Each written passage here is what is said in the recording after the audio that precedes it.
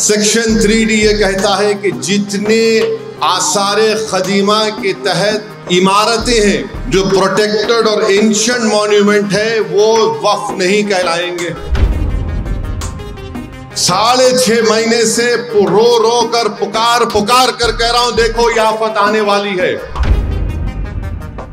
मैं अपनी बड़ाई बयान करने के लिए, अपनी अना की तस्कीन के लिए नहीं कह रहा हूं। मैं तो अल्लाह का शुक्र अदा करता हूं कि अल्लाह सुब्हानहू व तआला ने मुझे तौफीक दी उसके बारे में बोलने की।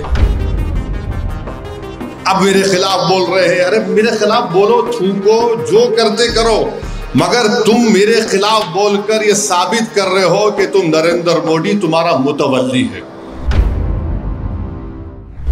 जो सहूलतें, जो कानून हमारे हिंदू भाइयों के एंडोमेंट बोर्ड में है, सिख गुरुद्वारा प्रबंधक कमेटी में है, जैन धर्म के बोर्ड में है, बौद्ध धर्म के बोर्ड में है, मुसलमानों को क्यों उससे महरूम कर दिया जा रहा है?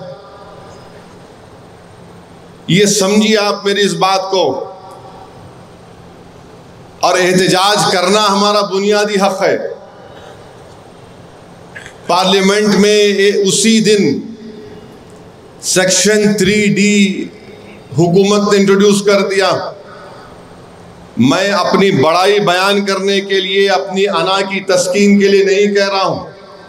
मैं तो अल्लाह का शुक्र अदा करता हूं कि अल्लाह सुब्हानहू व तआला ने मुझे तौफीक दी उसके बारे में बोलने की।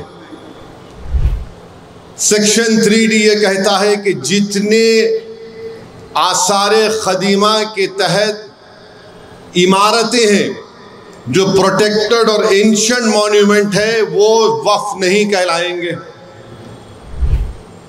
पूरे पार्लियामेंट के एमपीज की तकरीर उठाकर देख लो, राज्यसभा और लोकसभा की, किसने इस बात को कहा? एक और तरमीम पेश की गई कि जो ट्राइबल एरिया में शेड्यूल 5, शेड्यूल 6 का एरिया, वहां वक्फ की जमीन नहीं हो सकती, वक्फ हो ही नहीं सकता। किसने उठकर कहा कि लक्षद्वीप का एमपी हमदुल्ला सईद, जो कांग्रेस का एमपी है, वो ट्राइबल है और कानूनन हमारे वतन अजीज में एक ट्राइबल मुसलमान हो सकता है? ये हाल है, बताओ आप।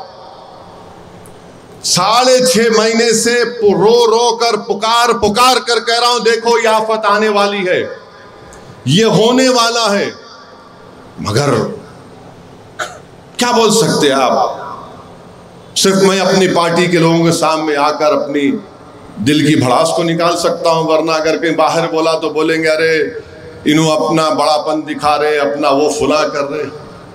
मेरे भाई, पढ़ने की जरूरत है, समझने की जरूरत है। अगर समझ में नहीं आ रहा है तो जो हमसे ज्यादा समझदार है, जो मुझसे समझदार है, मैं उनके पास जाता था। आप पूछो, हैदराबाद के कई ऐसे सीनियर वकील, उनके पास गया मैं। एक नौजवान वकील है, उनके वालिद मेरे दोस्त, उनका इंतकाल हो गया, अल्लाह उनकी मग़फ़िरत करे। उनके बेटे के दफ्तर को जाकर मैं 4 घंटे बैठता था। दिल्ली में वकला है शमशाद साहब, फुज़ैल अय्यूबी, मेरे छोटे भाई सैयद निज़ाम पाशा, अल्लाह इन तमाम के दर्जात को बुलंद करे।